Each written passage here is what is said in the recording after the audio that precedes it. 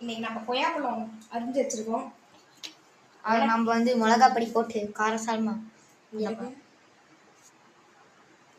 அப்படியே பரபரப்பா இப்படி தூவி விட்டுருங்க. அப்படி போட கிடையாது, இப்படி எடுத்து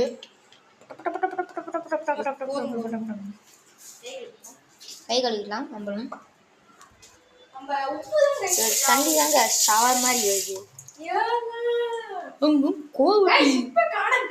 எங்க கைஸ் காணாம போச்சு உப்பு.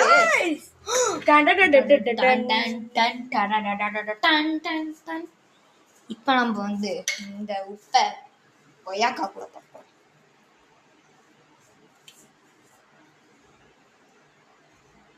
என்ன கைஸ் டக்குன்னு போடுங்க கைஸ். மணி வேற ஆகுது கைஸ். திங்கணுன்னே இருக்கு கைஸ். சந்தி சாலந்தி சந்தோஷம். உப்பு எல்லாம் போட்டு முடிச்சாச்சு. இன்னைக்கு நம்ம என்ன பண்ண போறோம்? இப்போ எடுத்து திங்க போறோம்.